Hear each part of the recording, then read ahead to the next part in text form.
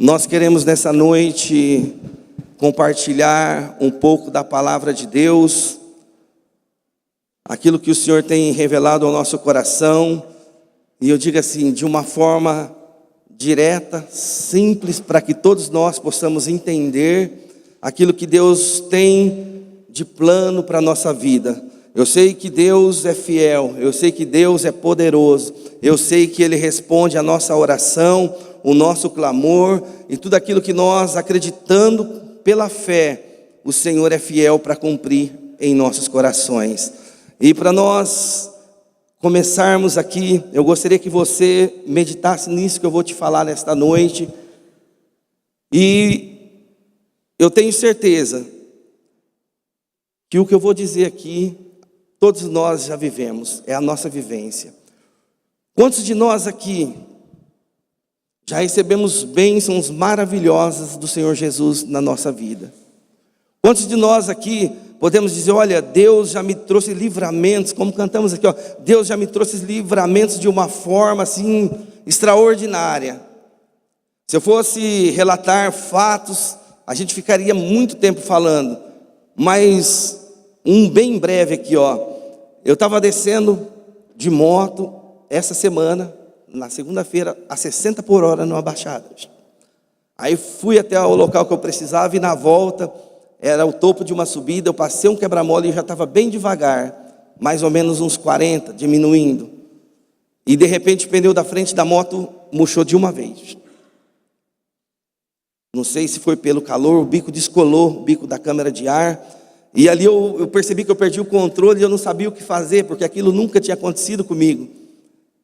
Eu não sabia se eu freava, eu sei o que eu perdi o controle da moto. E ela puxava para a calçada, e eu sei que de repente eu consegui fazer com que ela parasse, sem eu sofrer nenhum dano.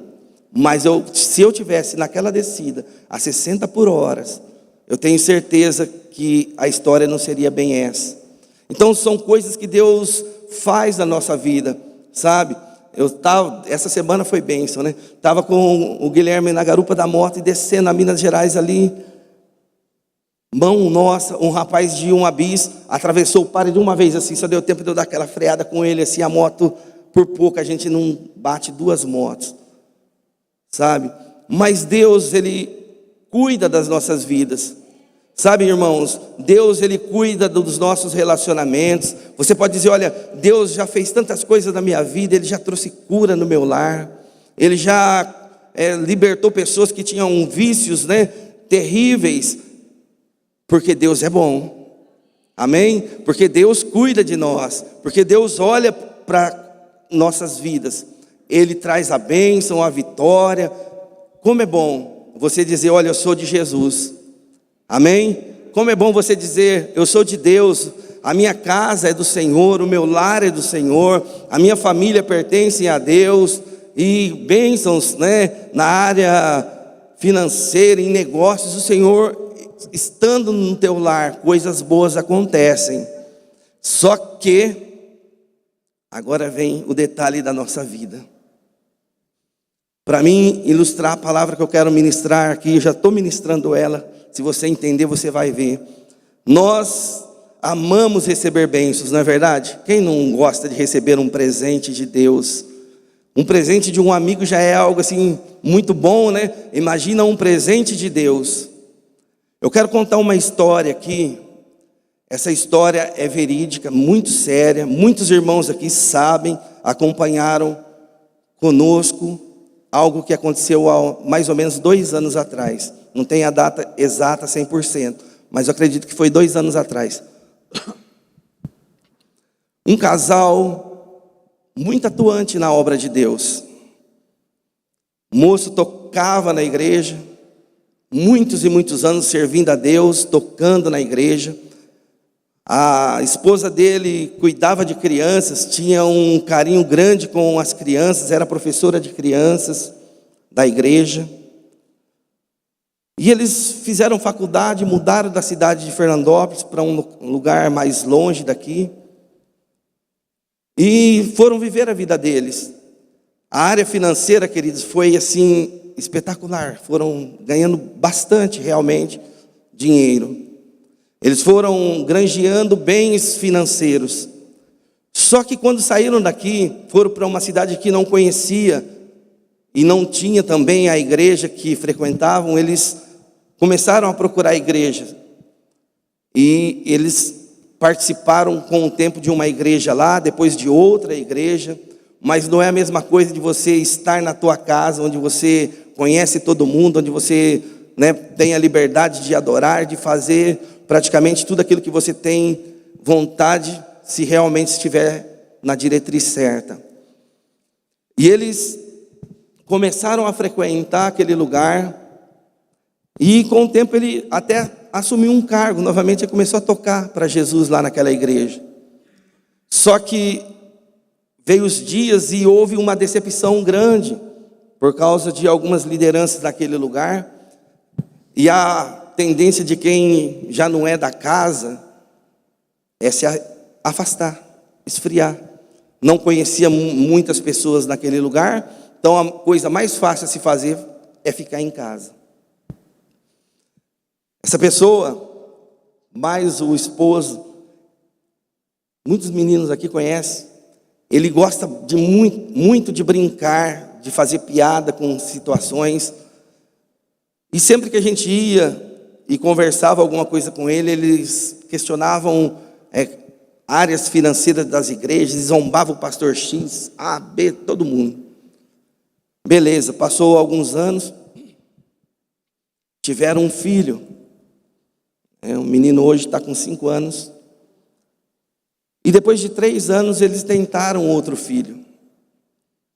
Ele trabalha na área de saúde, na cidade de Araraquara. E tiveram uma gestação praticamente perfeita, normal, daquela segunda criança. E quando passou os 9 meses para nascer, era outro menino. Eles contam para a gente assim, na quinta-feira, era para nascer aquela criança. Mas foram lá, fizeram todos os exames, tudo certo. O médico falou, não, a gente pode marcar para segunda-feira e faz a cirurgia e tira, a criança, está tudo bem e tal. É até bom que firma um pouco mais, aquela conversa, Mas quando chegou no sábado, ele conta que ele chegou do trabalho e no meio da tarde eles foram descansar, A mulher já estava para ganhar o bebê, então eles foram descansar. E deitaram na cama e de repente, em poucos minutos, ela dá um grito e fala, tem alguma coisa acontecendo. E quando eles olham, se você vê o relato pessoal dessa pessoa, ele fala, não tinha mais lugar para ter sangue naquele ambiente. E quanto mais locomovia, eu perdia as forças, não sabia o que fazer, mais sangue, parecia que não acabava mais aquilo. E aquela criança, filho pequeno, de 3 anos ali, por sorte a mãe dela estava lá, porque estava esperando o nascimento daquela criança. Ela cuidou ali, então do menino de 3 anos, e eles conseguiram partir o mais rápido possível para o hospital. Quando chegou lá, e os médicos já olharam, ele já fazia parte também ali do grupo, da enfermagem daquele hospital. O médico falou para ele, vamos tentar salvar a mãe, porque o filho já foi. Mas ela corre um sério risco também de não sobreviver. E ali eles ligaram para a gente, e nós ficamos assim, como eu posso fazer alguma coisa a não ser orar? Não ser orar. A distância, a dificuldade de se locomover, e também não iria adiantar muita coisa. Mas resumindo essa história, irmãos, casal serve a Deus, crente, tem ministério, e olha a luta, olha o problema chegando na casa. Agora ele recebe a notícia, a criança já morreu, vamos tentar salvar a mãe. E a gente tentou conversar um pouco no domingo de manhã, a gente ensaia aqui, eu liguei para ele e perguntei da situação. Ele me disse assim, olha, eu estou fazendo o sepultamento da criança aqui, sozinho, porque não tem nenhum parente aqui, ninguém. E para piorar, hoje é o aniversário da mãe da criança. Sabe, a tempestade chegou naquele lugar de uma tal forma que nós não conseguimos depois conversar sobre aquele assunto. E fomos falar depois de quase 2 anos sobre isso. E o que ele disse para mim, contando os relatos, isso aqui é muito pouco perto do que eu estou falando. Mas Deus deu a salvação para ela, mas a criança partiu. Entendeu?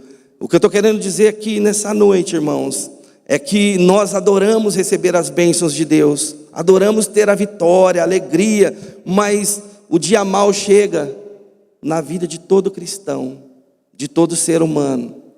Os problemas chegam nas casas, mas qual é a diferença? O resumo de quando a gente conversou agora há pouco tempo, ele disse assim: olha, se um dia eu tivesse a oportunidade de falar para Deus sobre esse assunto, eu não iria perguntar por quê, mas eu ia perguntar para quê.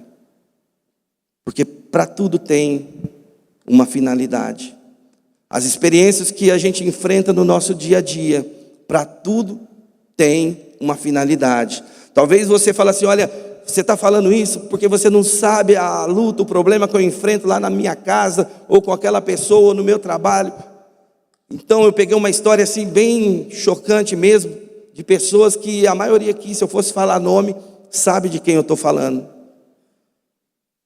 Mas, queridos, aconteceu, acontece. E aí eu abro a palavra de Deus para a gente embasar aqui o que eu estou querendo dizer. Pastor Domingo pregou Romanos capítulo 5 sobre a justificação pela fé. Aí teve uma devocional no meio da semana, o jovem ali, o Daniel, ele falou sobre Romanos capítulo 4.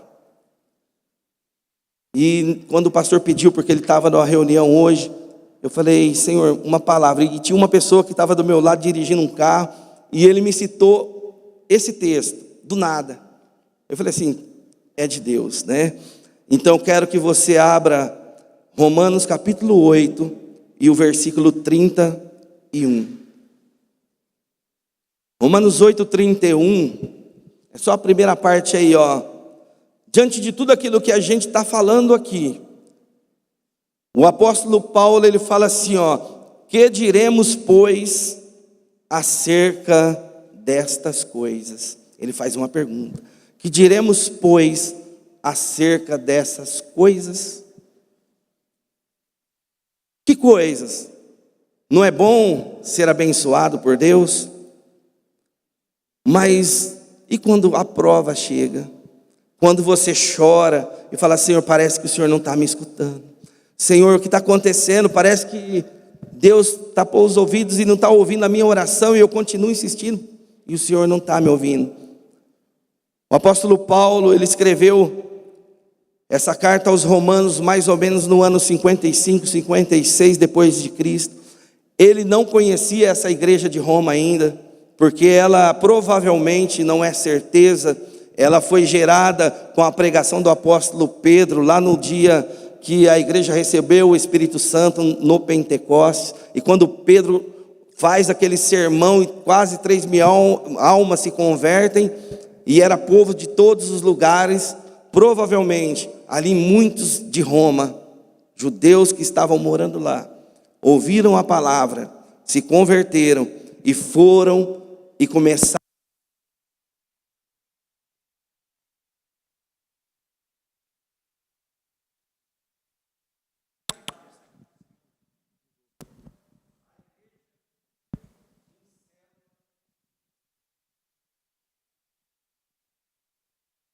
Posso provar isso? Posso. Se você for no último capítulo da carta aos Romanos, você vai ver que ali Paulo, ele começa a fazer algumas saudações à igreja que está na casa de outro. Não vou citar nomes aqui, mas havia vários grupos que se reuniam para falar do amor de Deus, inclusive alguns parentes do próprio Paulo, mas ele não conhecia ainda a igreja. E agora ele manda essa carta. E se a gente olhar, a carta aos Romanos é uma das mais importantes que tem para a igreja, porque aqui ela fala sobre a justificação, aquilo que eu não mereço ser salvo, mas Jesus já morreu para que eu pudesse ser salvo, sabe? Ela fala dezenas de situações, e esse versículo 31 aqui, ele primeiro faz a pergunta: o que a gente vai dizer acerca das situações que acontecem no dia a dia de todo ser humano, principalmente daqueles que estão dentro da igreja? E aí ele conclui o próprio versículo 31 dizendo, aquilo que a gente gosta de falar sempre, né? Repete aí: se Deus é por nós, quem será contra nós? Mas a definição desse versículo, queridos, quem será contra nós? Eu não falei quantas coisas podem ser contra nós? Quantas situações a gente enfrenta que tentam nos desviar do caminho, da verdade, daquilo que Deus tem de propósito para nossas vidas, e quantas pessoas no decorrer da caminhada, da fé, muitos que até dizem: olha, Deus é comigo, faço o melhor, canto o melhor, prego melhor, mas no decorrer as provações, as dificuldades chegam e as pessoas esquecem de tudo aquilo que falou e de repente voltam para trás. Esquecem de que se Deus é por nós, dificuldades virão, problemas virão, mas Deus é conosco.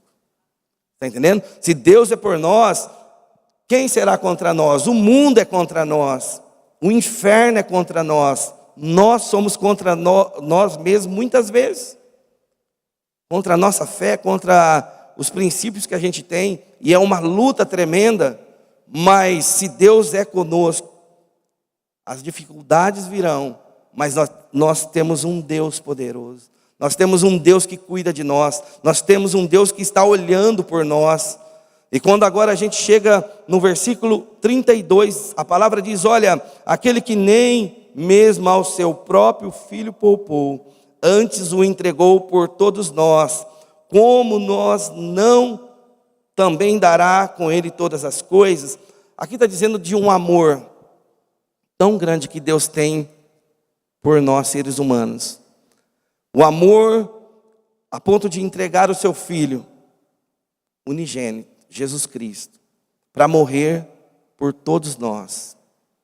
E aí, queridos, o apóstolo Paulo está dizendo assim: olha, ele não poupou, sabe por quê? Porque o único que pode se levantar e falar assim: olha, Júnior, você não é digno de entrar no céu. O único que poderia apontar o dedo e falar: olha, você não pode participar das coisas santas, como o diabo muitas vezes coloca na tua mente. Como assim? Somos perfeitos? Não. Somos pecadores? Sim.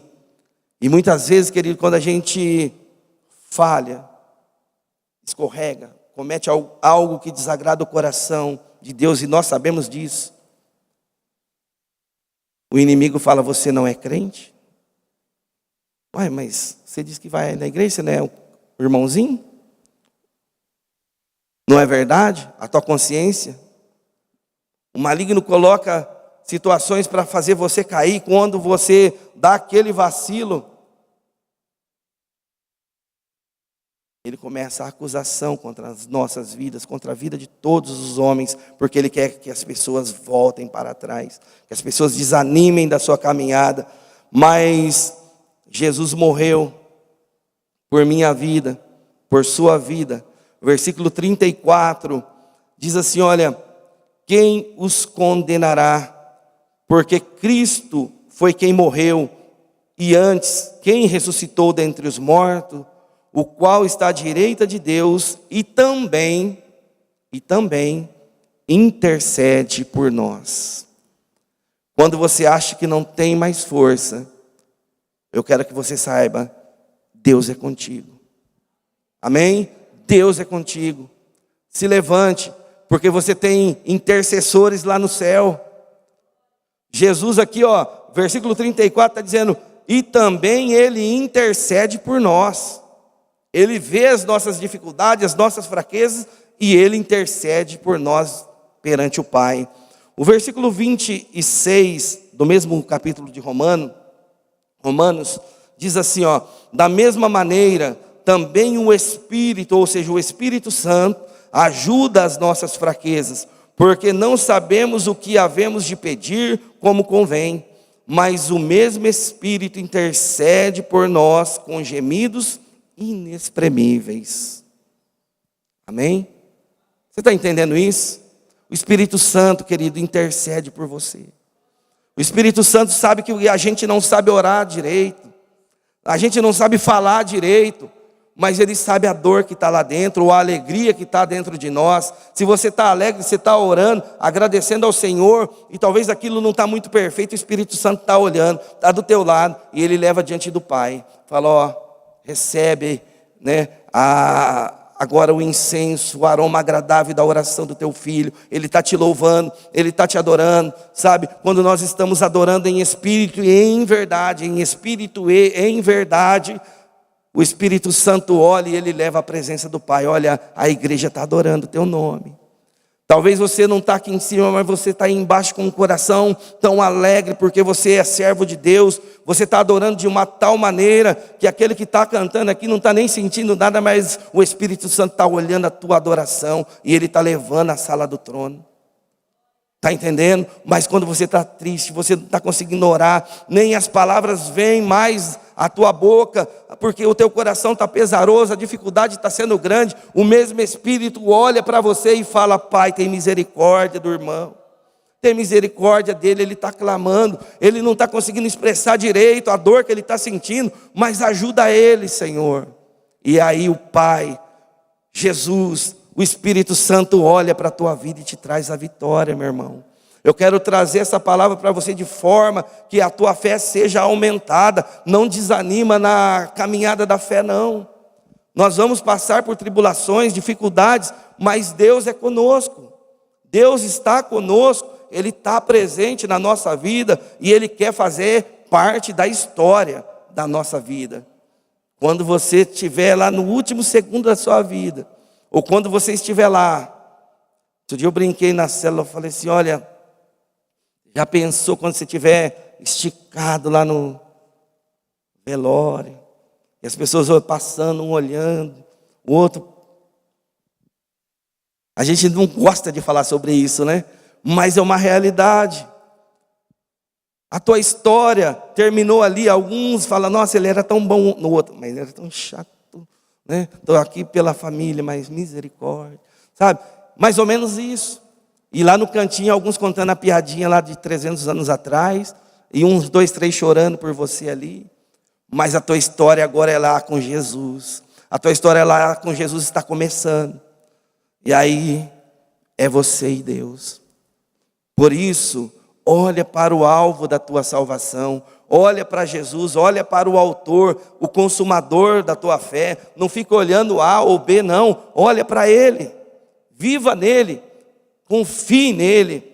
Olha, o apóstolo está dizendo aqui, ó, versículo 35.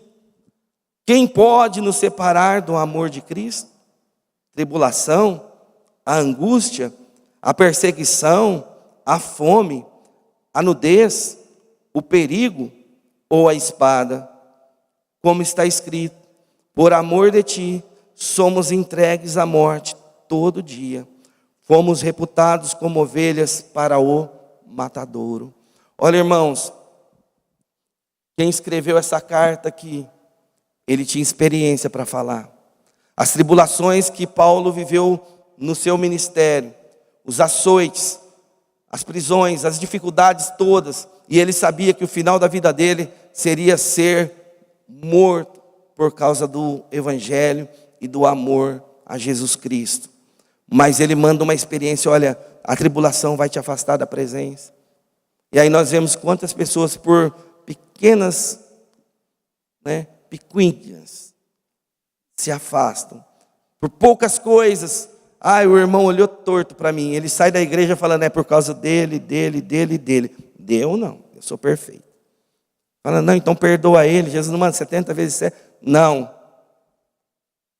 Tem gente dessas formas, em todos os lugares, que não consegue olhar para o alvo da salvação, não consegue olhar para Jesus, que morreu na cruz para trazer a vida, para trazer a salvação da alma dele, do ser dele, e ele fica olhando se o pastor cumprimentou, se o obreiro cumprimentou, se o músico ou o cantor passou perto de mim, nem olhou. Esse grupo de louvor, meu Deus.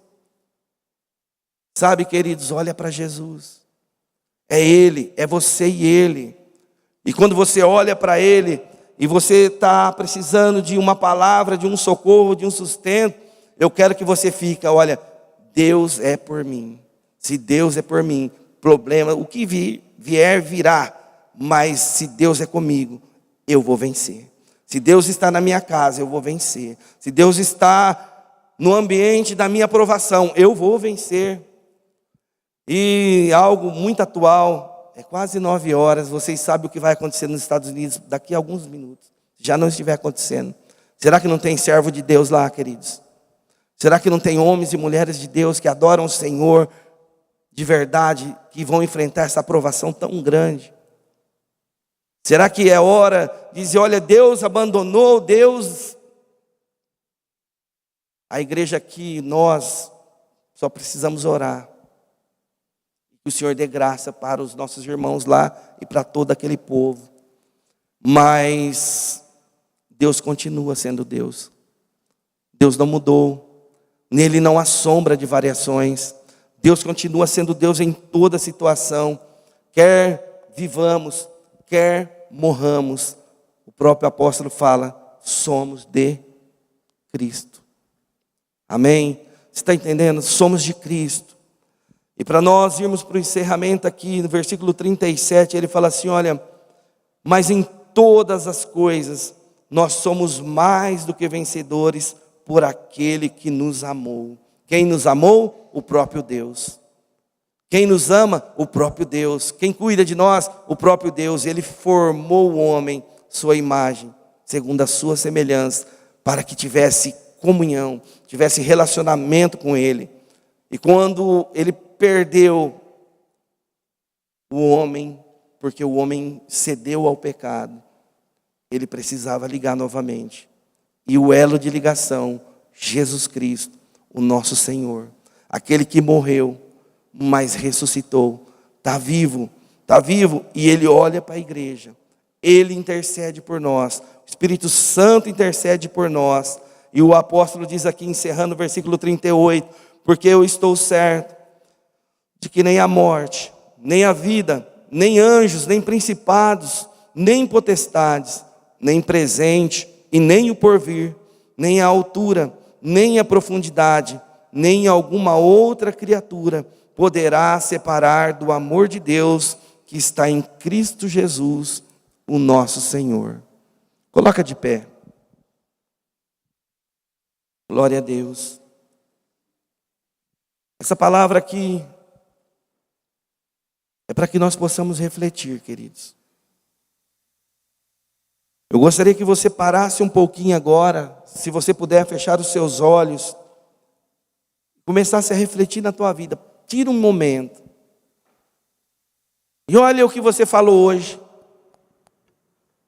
na hora que você estava estressado. Lembra do que você falou? Jesus está vendo todas as coisas. Jesus está vendo se nós queremos crescer na presença dEle ou não.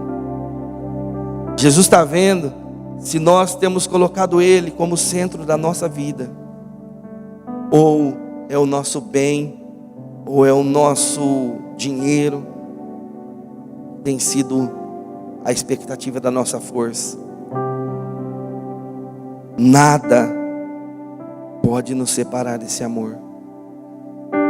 Pense aí, ore, vai falando com Jesus.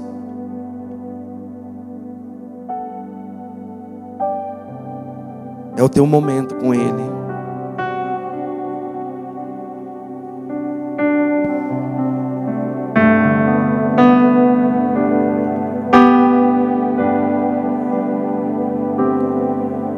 Quando tudo diz que não,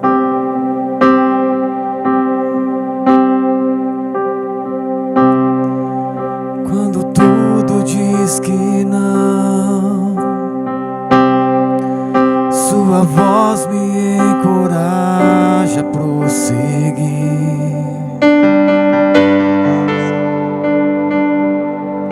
Quando tudo diz que não, ou parece que o mar não vai se abrir, sei que não estou só, e o que dizes sobre mim não pode se frustrar.